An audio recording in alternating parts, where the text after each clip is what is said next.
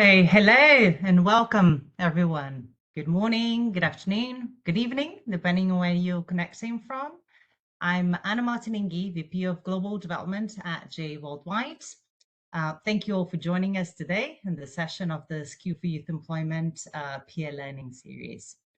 First of all, I'd like to give a special thanks to the World Bank for convening the session and, of course, for your partnership. Today, we'll be hearing from experts from the bank and 4 JA leaders on how we can partner with governments to advance employability and entrepreneurship education for young people, especially in low to middle income countries where it's needed most. In particular, we're looking at what it takes to scale. So in essence, how we can move from project implementers to solution providers to really affect systems change. Before we start, just a couple of quick notes on format. We've enabled the chat for the Q&A, so any questions that you have, please share them there. We'll collect them and answer them more towards the end. And also, please note that the session is being recorded. And with that, I'm delighted to hand over to Ifat Sharif, the World Bank Group Director for Social Policy, who will set the stage today for our discussion. Thank you, Ifat. The floor is yours. Thank you, Anna. Good morning and good afternoon, everyone. As Anna said, I'm Ifat, and I'm delighted to be joining all of you. And I'm also in addition to being the World Bank Group Director for Social Policy, I'm also the co-chair for the Solutions for Youth Employment platform that is hosting the session today. I want to start by thanking our partners at Junior Achievement Worldwide for co-hosting this session. And let me just maybe start with just putting some context in there. As many of you know, our president, Ajay Banga, has made job creation and employment as an explicit goal of the World Bank, of all World Bank projects. And as part of this agenda, there is a very strong emphasis on all of us trying to identify and support jobs-related initiatives that are scalable, replicable, and very responsive to country needs and country demands. So you will hear this coming out from many of us, including Ajay, multiple times, that we are really focusing on very succinctly in what are those scalable solutions that can reach millions of people. And to help us do that, one of the things that we have been doing is to kind of break down these several internal goals and strategies into certain targets and implementation plan. One of the target is to reach 500 million people by 2030 with social protection and employment support, as well as a new skills strategy and implementation plan that we are putting together, again with the goal of preparing young people for jobs from front and center, from the developing and low-income context. So you will hear again us really trying to sort of elevate our work in this space. And to do that, we are really thinking about how we deliver these solutions, how we partner and collaborate with colleagues like yourselves, but also how we use our platforms like the Solutions for Youth Employment to bring together a range of stakeholders that have this common interest, including foundations, philanthropies, bilateral donors, private sector, NGOs, research organizations, so really sort of bringing a whole ecosystem approach to this work. And so one of the things that we will be doing very specifically is to kind of help use the platform that the partners we have as part of the Solutions for Youth Employment partnership, explore how can we collaborate with different entities and stakeholders, and to help us actually crowd in those ideas and innovations into our own policy dialogue at the country level. As you know, we have over 180 2+ countries that we engage with, and so really allows us to then crowd in those ideas into those dialogues. So this session is part of this dialogue, and I'm very much looking forward to the conversation. But let me end by posing out a challenge to all of you that we hope that together we can help address. And this is, to me, it's a triple challenge in my mind. You know, there's 2 billion people currently who are working in very precarious, often informal employment in developing countries. There's another 2 billion people who live and actually have no access to adequate social protection and employment support in these, again, low-income contexts. And on top of that, you've also heard Ajay talk about the fact that in the next 10 years, we have another 1.2 billion young people entering the labor force with not enough jobs. So in my mind, these are these three big, mega, triple challenges of massive scale that somehow we all need to come together and address, both in the immediate terms, but also as the next 10 years evolve and we have these massive influx of young people and young talent coming into the labor force. So I really look forward to learning about Junior Achievements experience in scaling these skilling approaches in partnership with governments, and really hearing your thoughts on how we all address this challenge together. So with that, I want to hand back to Sonia. I will hand over to Sonia to start the session. Thank you so much for having me. Thank you, Aoife. Thank you so much for providing that opening, and also to Anna to providing the framing as well. And with that, I think we can, jump into the conversation. But first, I would like to introduce our distinguished panelists. So to start, we have Ashish Advani, who is the CEO of JA Worldwide. He leads the global umbrella organization that provides the structure and the framework for a lot of the work that goes on in the region. And then I would like to bring in Blerina Guga, who leads JA Albania. Her background spans civil society, education program management, and NGO leadership. A fun fact that this is the only JA organization in the world to have achieved full national coverage when it comes to pre-university education systems for JA Worldwide. And then I would also like to bring in Yuri Tokarski, who is the CEO of JA Ukraine and a representative for GIZ. This offers a very rare perspective on how humanitarian and development actors can sustain and scale education programs, especially in fragile conflict and violent areas. So this is going to be an interesting conversation. And then last but not least, we have Simi Nuogago, CEO of JA Africa.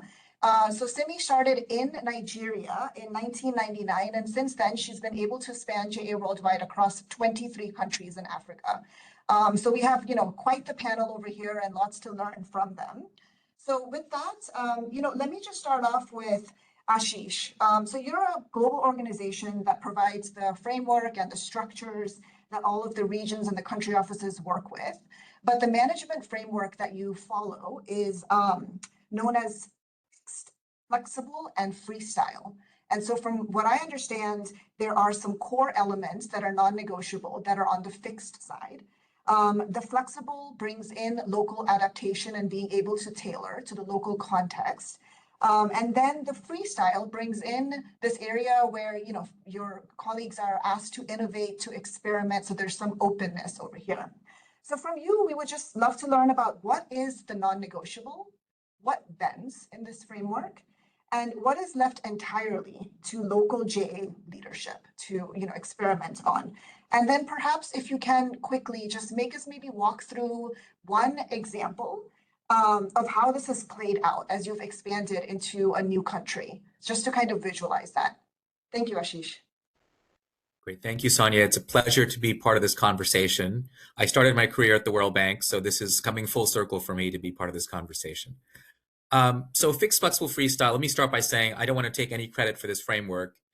I learned it from Jonas Priesing, who is the CEO and chairman of Manpower Group. And Jonas was at the time the vice chair of our board. He subsequently became chair.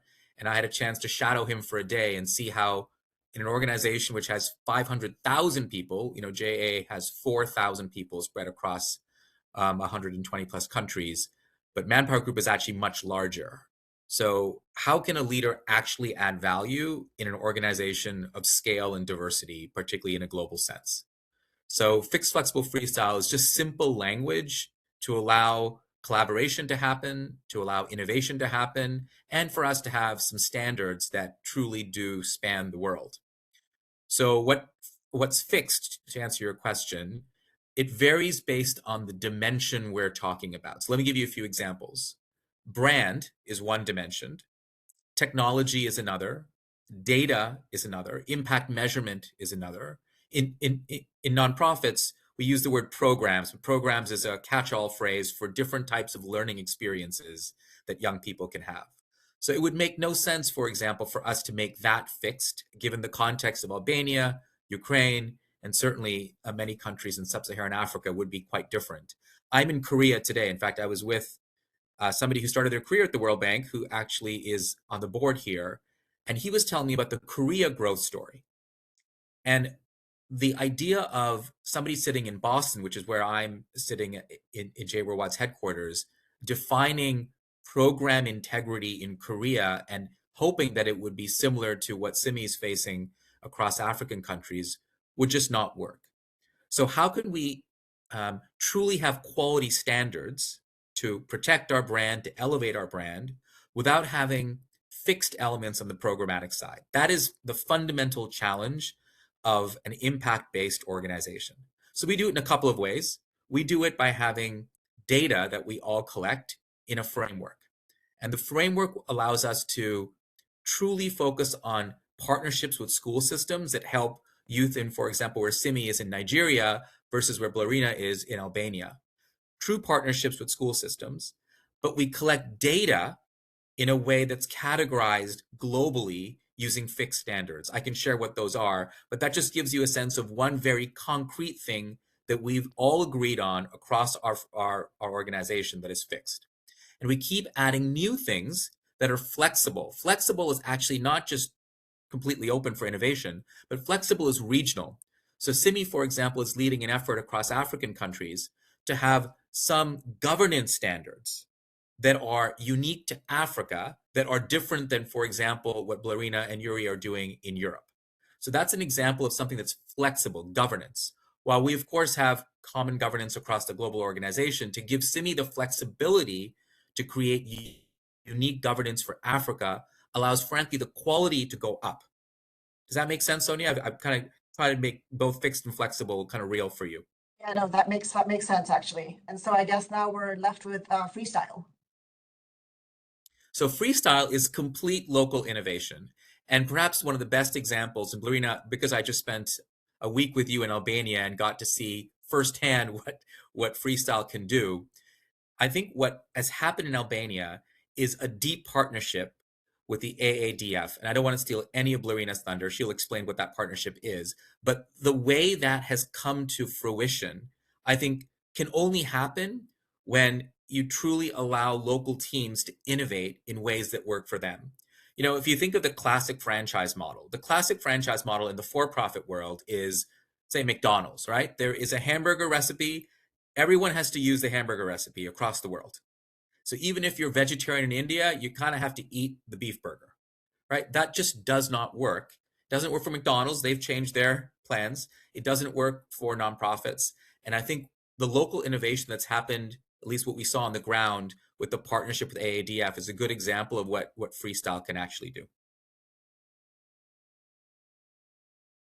Great, thank you so much. And yeah, I completely agree. In fact, with McDonald's, there's a favorite sandwich of mine in India. It's called aloo tikki, and I'm very glad that it's there and it's been localized. So, but that's a great example on trying to kind of showcase what that means in practical terms.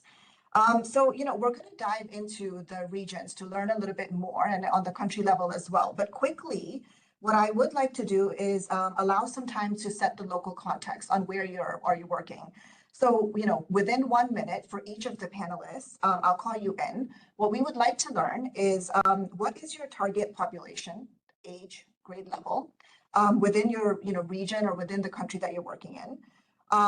What was the learning experience that you scaled quickly? And then, what does scale up look like in practice? So what share of schools or students are you reaching, and who delivers it and pays for it? So I guess this is, maybe a fourth challenge that I'm putting out there to keep it under 1 minute for this one. And then we can, go a little bit deeper into each of the different speakers' experiences.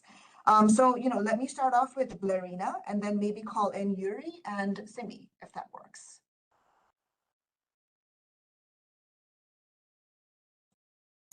Thank you. I'm following your lead, Sonia, and thank you again for this opportunity to World Bank and to GA Worldwide. Indeed, we are a large organization with a more diverse numbers, context, regions, global-wide. To get back to your questions, and starting with the first one, that what is for the moment what was our target population?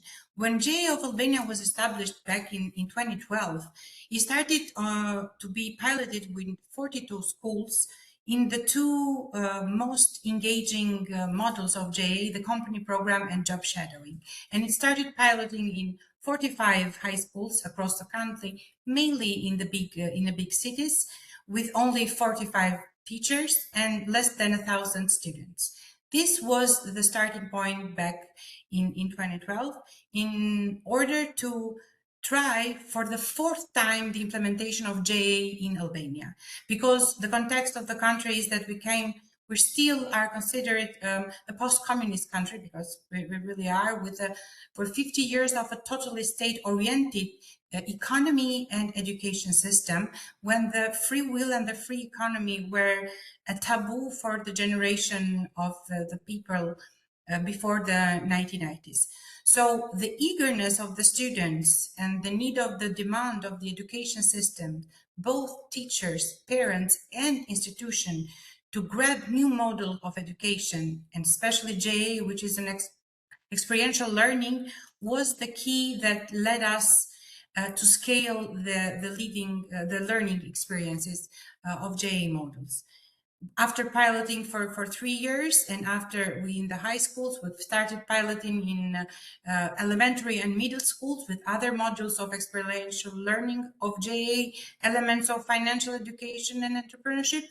And at the crucial moment that maybe I'll come back later in the part of partnerships, we managed for the JA models to be incorporated in the curricula at the moment that the education system in Albania were going through its biggest reform, going from learning-based to competence-based curricula. So how does this scale up look in practice?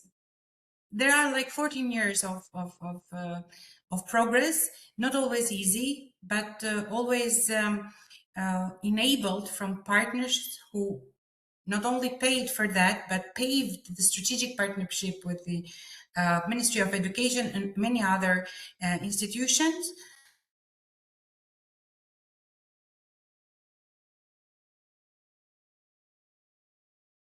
I think maybe we lost Blarina. But maybe we can, welcome her back in once she joins.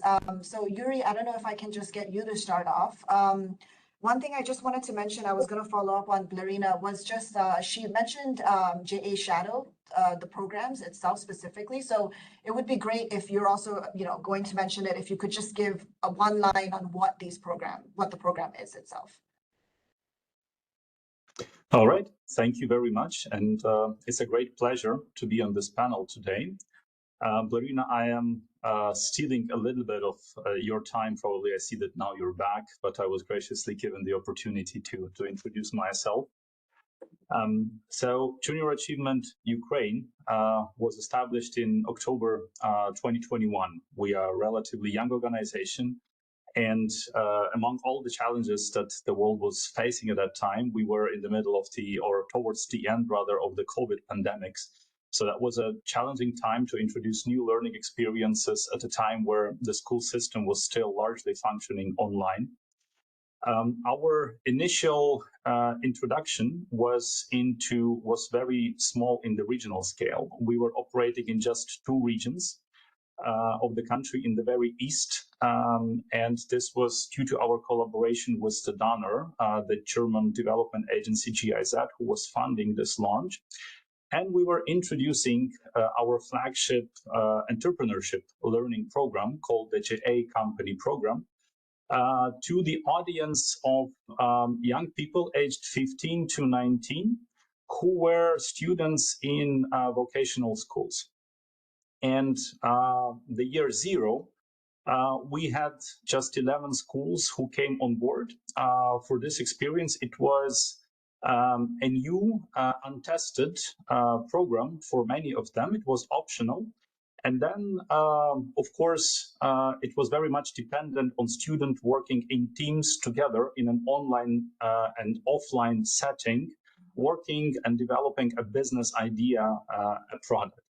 So facing those challenges was already challenging, was already difficult enough. And then in February 2022, the full-scale invasion of Russia disrupted even that modest progress that we were building on.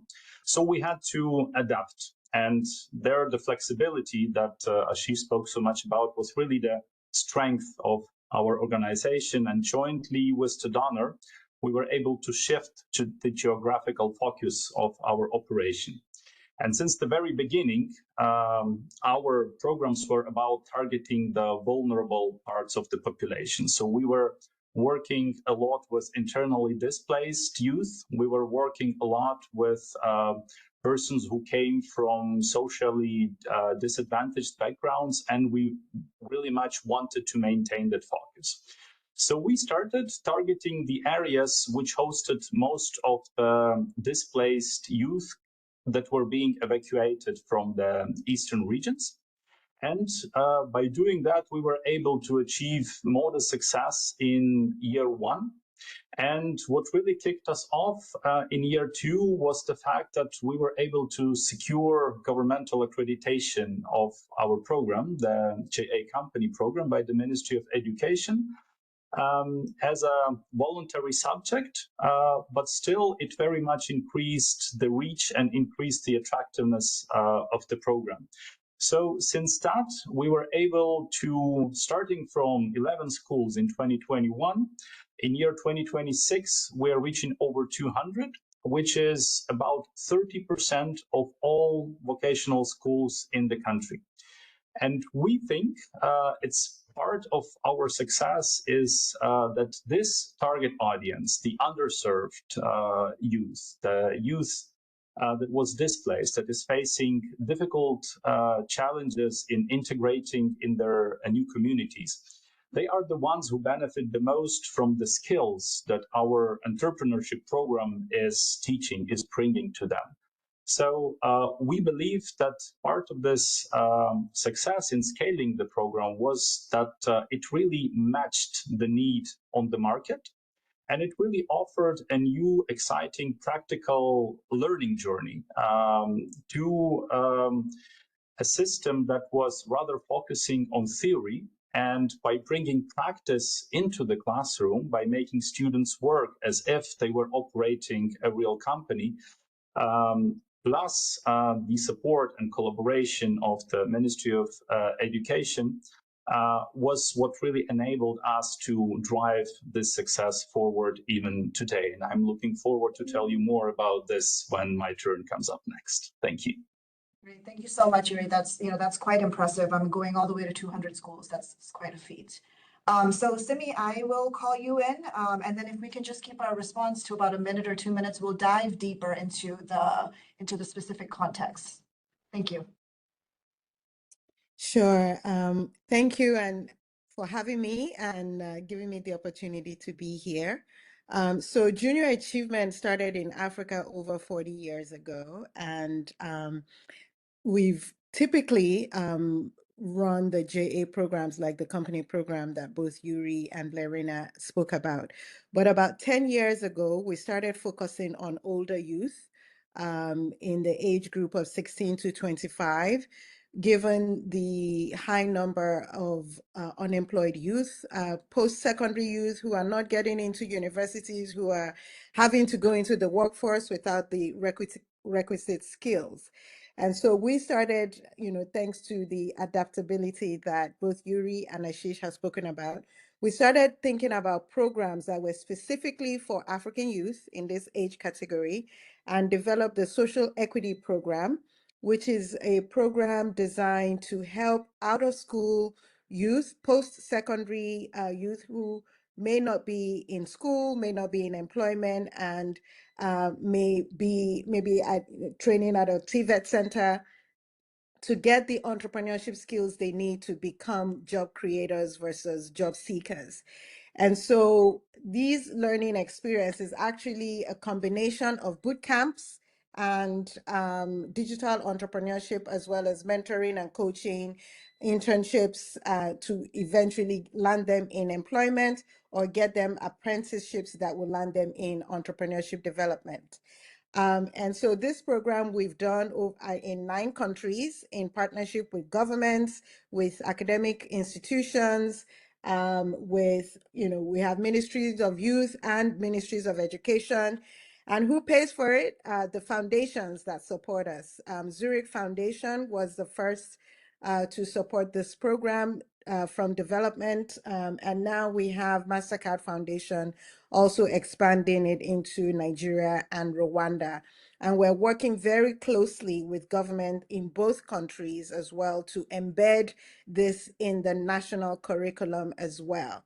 And we really believe that the framework that we're developing is actually now expanding into secondary school. So this program was specifically targeted for post-secondary youth, but we've now gone a bit further vertically integrated into the company program to say we start taking them from secondary school, and then when they leave secondary school, we start mentoring and coaching them either to go into university, to go into TVET, or to go into the social equity program so that we end up in work. Okay, that's great. Thank you. And in fact, Simi, maybe I can just start with you. So I wanted to, dive a little bit deeper into some of these, cases that you've spoken about and just kind of get into the experiences that you've had within the various contexts you've worked in. So, Simi, you started in Nigeria. Actually, you have quite an inspiring story. You started in Nigeria. You've now gone to, 23 countries. And I think you kind of left the private sector to follow this dream of yours. So, what has been the common thread across the diverse set of countries as you've expanded within the, especially when you're engaging with governments, I guess, like what's the 1 or 2 common threads that you can kind of bring in? And also, how did you, set foot in the door and sustain, momentum? So from moving from Nigeria to 23 countries, I mean, that's a lot of momentum. And so kind of how do you get in there? And then what do you think governments care about that you're bringing to the table at the end of the day? I mean, you spoke about, also getting this embedded within government systems and within the institutions. So, what is it? What's that, silver bullet, I guess, if you have one? But yeah, thanks. So there are a few. One, the common thread is everybody wants to solve the youth problem. As you know, Africa has the largest number of youth under 24 right now. These are young people who need to be fed, housed, given jobs. And so that's a big issue for many governments across Africa, especially because we're still the only one growing. We're not declining, and we're projected to double by 2050. And so that is a common thread, and it what opens the door when we go in and we say we're coming with solutions and we're not asking you for money. That leaves the door wide open when you say you're bringing money and you're bringing solutions. And so what we do is really work with governments to understand what their national policies are, where they need to actually even invest, a lot of them. So when we go into Rwanda, for example, and we work with the Ministry of Education there, before we actually engage the minister, we first engage the TVET board, and we worked with the TVET institutions, the TVET secondary schools, to do the company program and then introduce them to the social equity program. So by the time we approach the minister, we could actually show him results from what we had done in the TVET secondary schools, and it was easier for him to open the door and let us into all the mainstream secondary schools. And so for us, it's really understanding what is the policy, that the focus, and how do we align. And we're bringing curriculum that is very rich and very experiential. So our social equity program, we worked with Harvard Business School professors. We're working with Oxford University to do the monitoring and evaluation. So we bring known names that the government knows, but with a local context, because we have piloted in 9 countries. We've adapted to different solutions between Francophone and Anglophone and Lusophone. And we're able to communicate with them what are the upsides and downsides to the program. And so they trust that confidence that we're bringing, the curriculum that we're bringing. And then finally, the fact that we are working with regional agencies to support what they're doing. So with the World Bank, for example, we're having conversations with Civic, we're having conversations with, solutions for youth and employment, and we can bring how what they're doing on the national level fits into the global agenda of the World Bank, of the regional, and help them to see how they can adapt their policies to be more globally recognized. And so they see us as a partner that's bringing expertise, curriculum, not asking for money, but bringing solutions. And when they hear, and usually because we've been in the continent for 40 years, there's always at least one person that says, yes, I did JA in primary school, I did JA in secondary school, and because of JA is why I'm doing what I'm doing now. And so it's really great to be able to bring those stories to the government.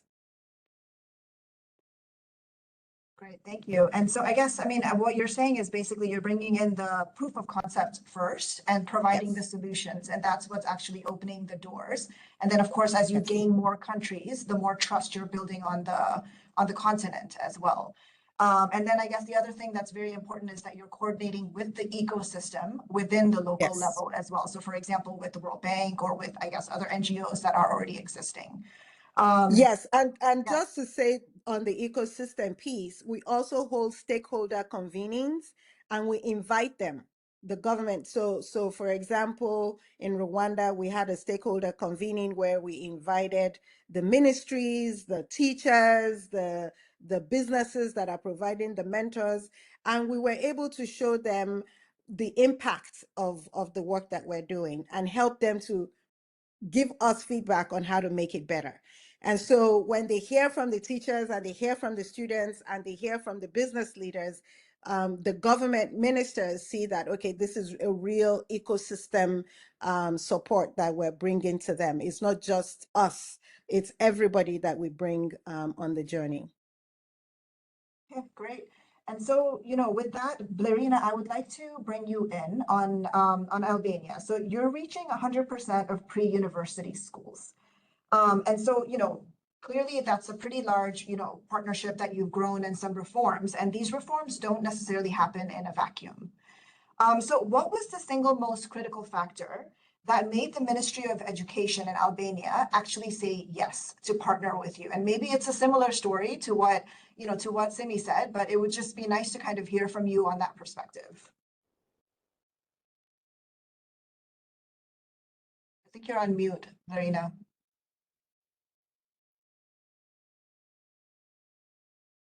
Still on mute, Larina.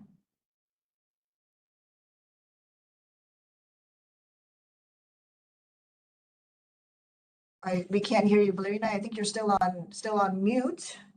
I don't know if the participants can actually, if you can unmute her Allah on the side, or Howard.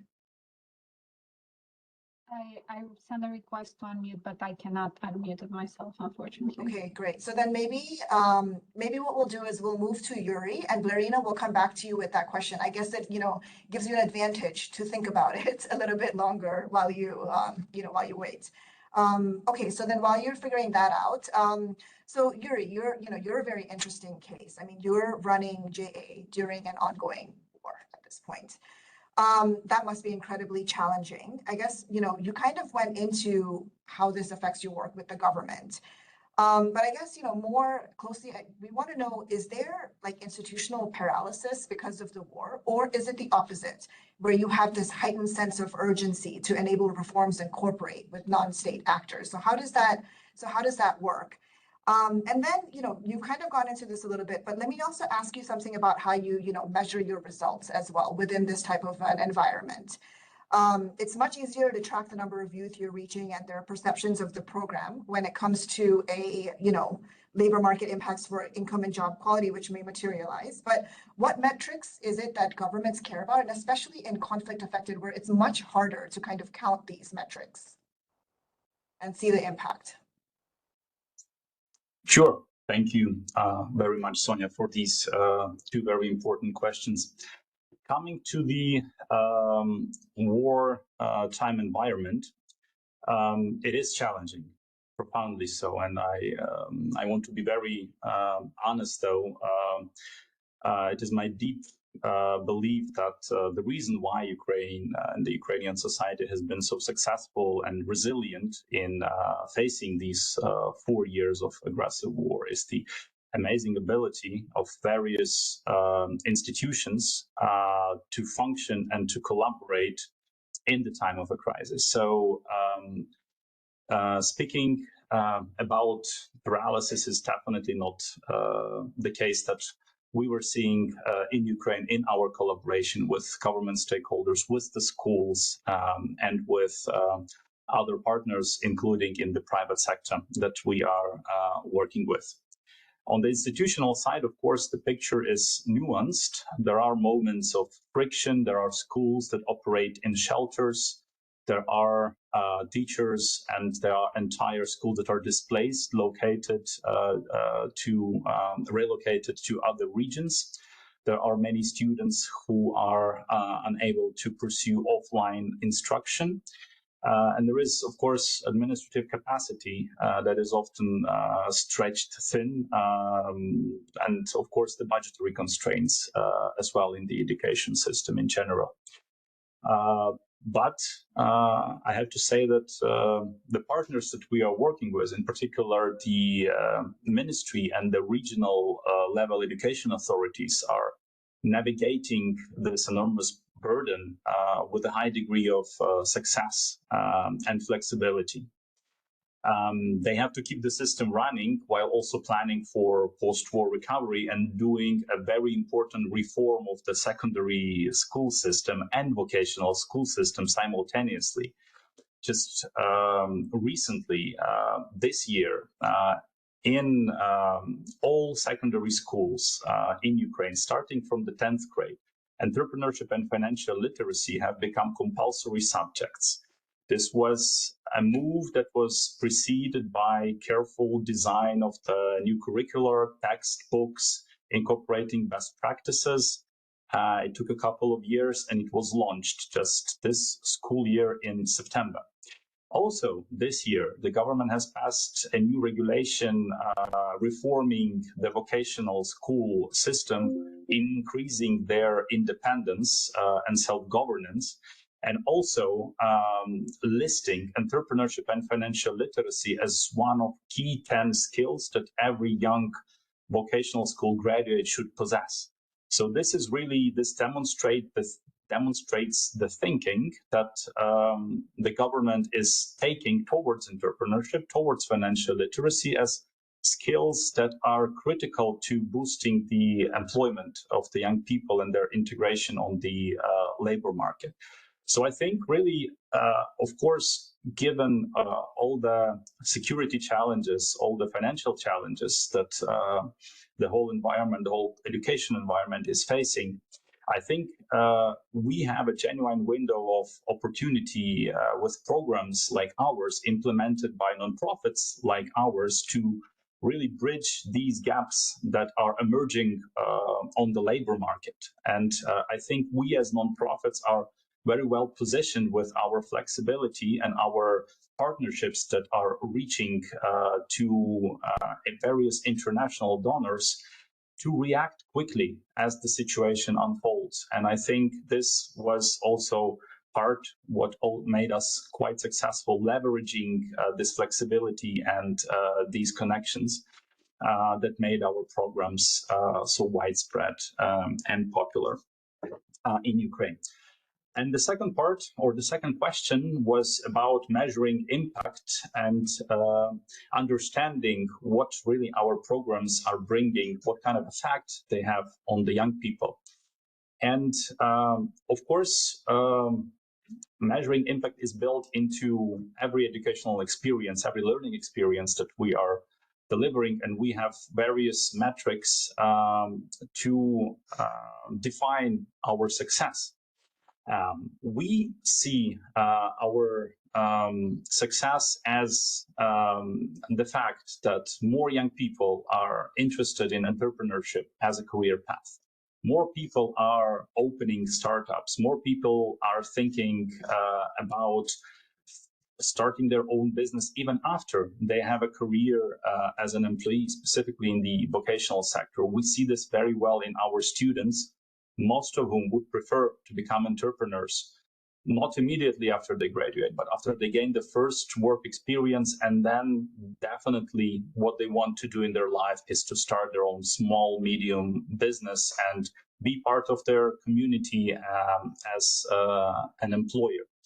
Think as a job giver, think as a job creator, think about the opportunities that this brings to your community. This is what we are impressing on the young people with our programs. So we do measure on a national level, but we do also measure at the European level and at the international level. And at the European level, there is data from over couple of decades of these programs operating that clearly demonstrate that JA alumni open more businesses, that JA alumni are more successful in their careers on average. They understand better what they need to do, what skills they need to gain in order to be successful in their careers. In Ukraine, we are building up this system of gathering data and analyzing data. And in 4 years of our operations, we see the trend. But to really understand the impact, we need more scale and we need more time to be able and say that we are that our programs are bringing X% of people to start their own business has the same data that we have on average for Europe. So I'm looking forward, after we gain more input on this, to be able to present it in more details. That's great. Thank you so much. So I would like to see if maybe Blarina wants to come in, if she can unmute. But, Yuri, that's really heartening to hear, because I know sometimes in these, at war times, it's very hard to figure out where the budget will go. So it's very nice to kind of hear that you're being supported in terms of being able to build human capital, which is so important for the future. But also, the fact that you're able to influence young minds while they're in school and prepare them so they have their first job and then, can go into entrepreneurship if they want to, and just kind of preparing the mind for that way of thinking. So that's, that's great. Thank you. Are you able to come in? Do you hear me now? Yes, we can hear you. Okay, success. Okay, I'm trying to join from my device, and thank you for the inconvenience. So I'm going back to your question, Sonia, and as Yuri was speaking, even though our contexts are very, very different, but the impact and the mission that we embed in our programs are the same. And this proves the power of this curriculum, these experiential learning models, mainly to the Students' Company program, that totally feeds and fuels the future employment, self-employment of the youngsters, not only in our region, but global wise. Going back to the critical moment that enabled the program to be implemented, it first in small scale and then in full scale in Albania, there are several elements. It's not only the strategic partnership with the Ministry of Education, but before all, it was the strategic analysis of our founders, Albanian American Development Foundation. This is a philanthropic foundation who before jumping in to found and implement JE in Albania, did a very thorough, full, diligent study on the education system, on the entrepreneurship system, developing in a post-communist economy such as Albania, and measuring very effectively the need and the demand of both the education system and the new evolving economy and private sector in Albania. So the readiness and the strategic analysis of the Albanian American Development Foundation, all along with the momentum of education reforms, made it possible for the ministry that before a very successful piloting and a very successful feedback from the beneficiaries, exactly as Simi mentioned, the feedback from the students who benefited from the program, from the teachers who deliver our programs in the schools and extracurricularly, that we assist and help not only with training, but with accreditation valuable for the professional and personal development portfolio. So the second element that made the Ministry of Education says, yes, of course, it was the fact that we came in with a proposal to improve the education system, to provide with the economic opportunities, not ready-made, but tailor-made from students themselves, and of course with a lot of financial support. I could mention that from 2012 up to now, there are about $9 million invested from the Albanian American Development Foundation to the implementation of JA modules in our curricula. And of course, there is quite a comeback of return on this investment, and maybe Ashish will later tap into that. So it's not that we had to give up something to succeed in Albania. What we did is exactly what Simi has been doing in Africa, in Yuri, in Ukraine. Respecting the context, knowing the potential of the youth and the demand of the education system and the flexibility, and exactly applying the freestyle of three elements that she's opened this conversation with, being able to maintain standards of education, providing attractive and effective experiential learning, and this make it possible for us to thrive and to be full scale for the moment, but not only, as we are like based on the potential and the future employment of the young students, making them to think of employment on a different level, redefining youth employment, not the traditional employment, but self-employment, entrepreneurship, and creation of their own jobs for the future, not only on the local scale, but on a regional and global scale as well. Great, thank you, Larina. I'm glad you were able to come in with the response as well. So I just, want to quickly take a step back. So we only have about, 10 minutes. I'm hoping that you can stay for 5 more minutes. So we'll have, 15 minutes. And I see that there's been a lot of answering on the chat as well. So thank you for doing that while the show's been going. So I want to just take a quick step back and reflect on some of the unique challenges that we face, especially when it comes to lower income countries, lower middle income countries. And settings outside the main economic centers of a country.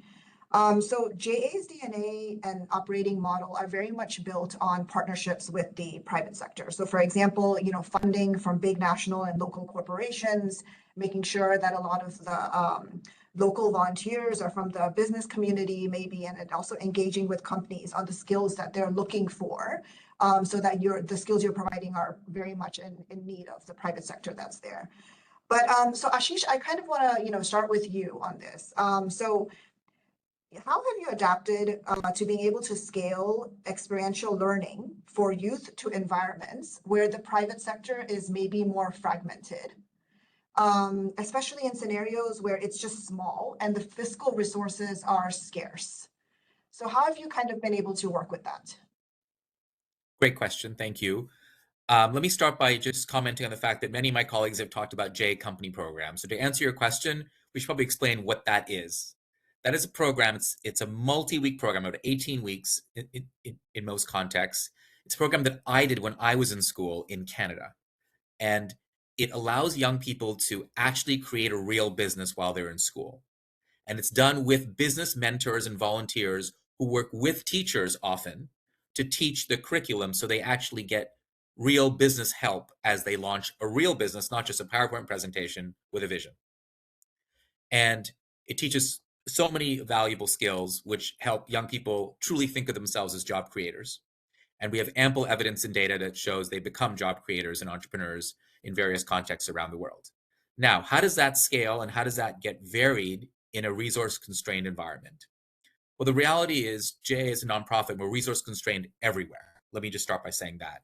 However, the uniqueness of operating in a place, as you said, Sonia, where the private sector has not historically been a supporter of something like this, and in a place where business volunteers may not be used to volunteering in schools, or schools don't allow business people in, right? That's also a constraint. In some places, because of child safeguarding, they don't even want adults in the classroom that are not related to the kids. So we've had to adapt to really ensure that teacher training in those contexts is where we lean in, and we bring business volunteers to get exposed to young people outside of a school setting through a career day or through an innovation camp or through another format that's not in school, in a protected environment. And we've definitely been an organization that has been, and I want to really thank my colleagues on this call, we've been bringing the idea of philanthropy, private sector philanthropy, to many parts of the world. In Albania, thanks to Martin, who's the board chair, Martin Mata, and Blarina's work, we've actually convinced business leaders who've gone through the program, now become successful business people, to come back and give to the program. Simi's been building philanthropy as part of the DNA of many countries across sub-Saharan Africa. And Yuri, I know in Ukraine, you're still since 2021, so only a few years, but clearly the idea of young people who've benefited from the program becoming business leaders can come back and be supporters in the future. So I think this idea of building a culture of philanthropy is core to our, I think, impact on the world, not just on youth, but on the ecosystem as well.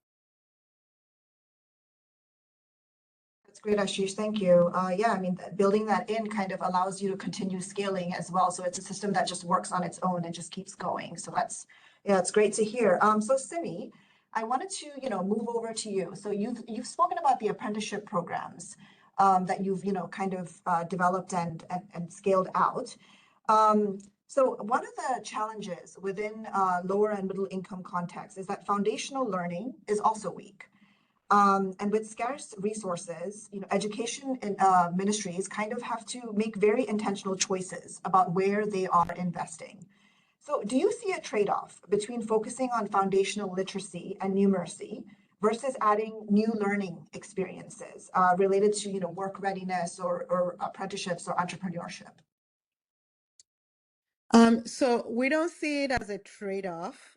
We see it as an integrated system. And this is what we do when we work with governments, to help them to realize that our programs actually stimulate learning at the foundational level. So for example, we have a program called Cha-Ching, which is a financial literacy program for primary schools, but we've done studies to show that it actually enhances literacy and numeracy as well, because they're learning math when they do budgeting for financial literacy. They're learning math, they're learning critical thinking when they have to think about what they need, what they want, and things like that. So if we're able to do studies that show the impact of our programs and present that to governments, they're able to see that this actually supports foundational learning as opposed to distracts from it.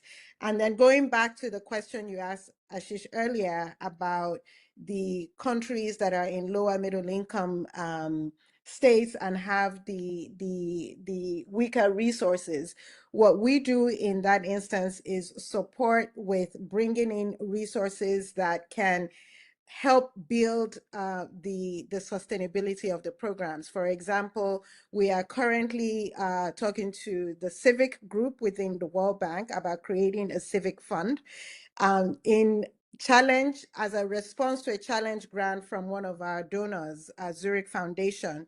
So they sponsored the social equity program for the first 3 years in these countries. We have data that shows that it has been impactful, and they're willing to put money into doing programming in those difficult countries, especially Burkina Faso and DRC, where you have conflicts and it's hard to get donors to go in there.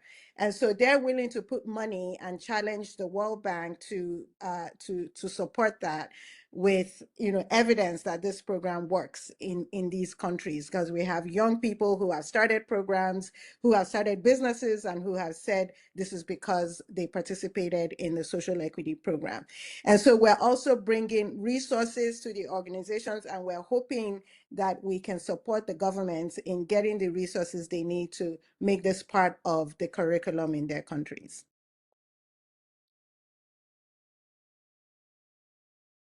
So in some ways, you're saying the solution that you provide doesn't have any trade-offs. You're actually including all of what the ministries would like, basically. So that's great. So with that, I would like to see, Howard, are there any questions that you would like to bring in? I know that I am absolutely wanting to bring in more questions, but I just wanted to give a little bit of time to our audience as well in case there's any questions. Howard, what do you think? I know that there's been a lot of answering on the side. Yes, I've been answering on the side. I think, you know, we could classify the three main questions in the chat currently into basic questions around what is JA and also where we operate. Also on the other side, how we could scale together. And there's some discussions around results and impact study. But so far, I haven't seen anything that is worthwhile to bring up to the panel yet. Okay, great. And yeah, thank you so much for responding back. I guess you can continue responding back, but ping me if there's something else that comes in the next, 6 minutes. So if there's a burning question, audience, it is now or never. Well, not never. You can always get back in touch on email. So then with that, I think I'll just continue on with my own curiosities. So, we've talked about ecosystem building, and so Solutions for Youth Employment, which is the partnership that I'm co-leading, that's also sponsoring and co-hosting this series with you. One of our main motivations is to work as ecosystem coordination, to kind of align partners, but more looking at it from the global level. So Ashish, in JA Worldwide Strategic Plan, you find a lot of what ifs. And so I want to invite you to maybe a bit of a thought experiment. So what if governments, NGOs, and the World Bank could work together to facilitate public sector adoption of high impact skilling solutions? What would that look like? And I think we've seen an answer in many of the responses that have come through, but just concretely in 1 minute, this partnership, this ecosystem coordination, what would that look like for you? And what role can the World Bank play in this, ideally? Thank you. So one of the what ifs is, what if JA could reach 10% of the world's student population and work on skill set and mindset so young people graduating think of themselves as job creators?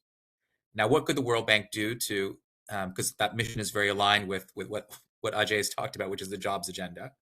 So one thing we bring to the table is we bring relationships with private sector that are deep and global.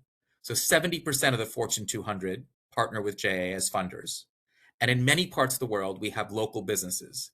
So we bring that to the table in our conversation. And I believe one of the goals of the World Bank is to mobilize private sector capital. So I think you should think of using us as your vehicle to do that. Now, what does that mean in practice for the World Bank? How does the World Bank add value to these partnerships? I'd encourage you to think about using the risk parameter and see how you can de-risk this for players, because you've done that successfully as an institution and as an organization for infrastructure financing to mobilize more private sector capital. In fact, I worked on that when I was at the World Bank way back when in PSD. So if we could create vehicles to de-risk the investments of the private sector, I'm convinced we can multiply several fold the capital that comes to organizations like ours. And we're not the only one. I think you asked me to keep my comments to 1 minute. I'll just say there are many others that would benefit from the World Bank leaning into de-risk to mobilize more private sector capital. I completely agree, Ashish. And yeah, I think that's a very good, line and value add that we could bring in. And we're already thinking about that. So that's a good news on that. And actually, I mean, Ashish, I think you've been helping us kind of think through some of this as well. So, we really appreciate the advice and experience that you're bringing to the table as well from JA Worldwide side. So, I think I'm going to go into a closing and maybe do a little bit of a fun, 1 minute reflection from each panelist. So, what is the one piece of advice or main plea each of you want to share with either governments, NGOs, or the donor community on creating more and stronger, nonprofit government partnerships in the future? So it'd be great if you start off with, who the audience is, who is this plea for, or the main takeaway for, and then just, come in. So maybe we start with Simi, and then move towards Larina, Yuri, and then Ashish, we allow you to end with the umbrella, global umbrella. Yeah. Absolutely. So my plea is to the World Bank, given that that's the audience we have in the room. And it's really going back to some of the things we've talked about before, particularly in countries where private sector funding isn't easily available. And the government is really struggling to come up with enough resources to have these types of skilling programs at scale. And so we believe this is where the World Bank can come in and support government with developing these programs, with making them robust and rich enough that it actually delivers the young people into dignified and fulfilling work.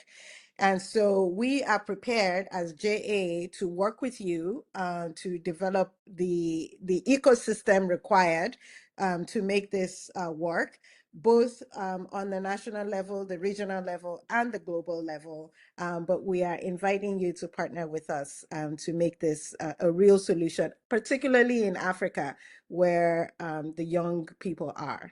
Thank you. Thank Thank you. you. Go ahead, Marina. Thank you, Simi, for making it easier for me on multiplying on what you said on the actors, this please addressed to the World Bank and to the wider global donors community, to see J Worldwide and each of our countries as the potential actors to measure the nerve and the path of youth orientation toward the job creation, entrepreneurship application, and most of all, the changing of the education as we knew it.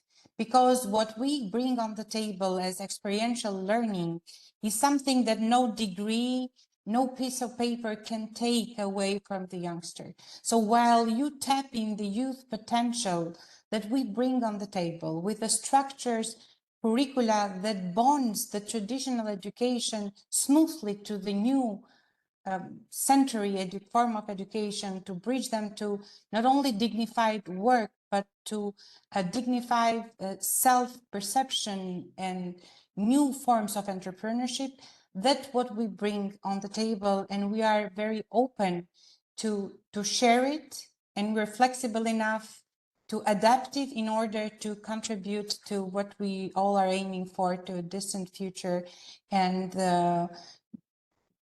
closing the gap towards the numbers that you shared at the beginning of this conversation. Thank you. Thank you. Yuri? Thank you. I would like to focus a little bit on embracing the innovation. And in the field of education, this is particularly relevant, especially for entrepreneurship, for financial literacy, and for employment. We are, and the young people of today are facing so much different career landscape. They are facing so much different financial system risks and opportunities than only 10 years ago were widespread on the market. The situation is way too dynamic, very often for conservative systems to follow. So for organizations like ours, innovation is part of our DNA. It's key, really, and it allows us to move very fast and adapt and offer new, unique learning experiences that are ready to be adapted and scaled, and that are ready to be geographically adapted for regional contexts, but that have a proven element of success in terms of its impact. So I guess one plea is their use the infrastructure that organizations like JA is offering to drive the innovation forward. And something that is a little bit already more country specific to my own domestic context is a plea to the donor community. Nothing is as important for sustainability of operations and sustainability of the impact as a long-standing institutional partnership, a partner that is there for the long run, the partner that is not only interested in quick results tomorrow in KPIs, in numbers, but sees the bigger picture, sees the economy that is being transformed thanks to more entrepreneurial young people entering the job market. And entrepreneurial does not only mean starting their own business, but entrepreneurial employees also drive forward the businesses or the corporations that they are part of. So having this kind of core backers and core supporters is very important for countries where private sector opportunities are still limited. So these were my 2 cents. Thank you. Thank you, Yuri. Ashish, please come in. Echoing my colleagues, please, my plea to all of you is to focus on action, focus on trying many things. Please don't just say we're going to do one thing and take a year to plan it and build consensus and de-risk it for yourself. This is a time to try 10 different things, see what works, keep iterating, be entrepreneurial as you hope the young people that you're serving will become in becoming job creators. I know that's not traditionally World Bank DNA, but this might be the moment with great leadership of the bank. I know there's amazing leaders at the bank to try a few different things. And as Yuri would say, build a long-term partnerships based on what works. Great, thank you. I was just, I was going to say on one side you're saying de-risk, but on the other side you're saying take risks. So, so we hear you. No, I think risk is a multi-splendored thing, Sonia. Multi-splendored thing. No, and thank you. And I agree with all of the views that were kind of brought out. I think innovation is definitely very important, especially in a changing world, especially with changing needs. And really just a changing workforce and dynamics overall with the private sector as well. So I completely agree that it's the right time to innovate, to kind of look at what works and try different things in different contexts. So I mean, we have a lot of evidence as well, but there's always a little area for, I guess, R&D, as you put it, bringing in new things. So with that, I would like to close off and just thank you all for being here. And then, of course, thank Anna for providing the framing and for Ifat as well for the welcoming remarks. I hope the audience enjoyed this conversation as much as I have. So thank you very much for being here. Thank you. Yeah, take care. Bye, everyone. Thank you. Thank you. Bye.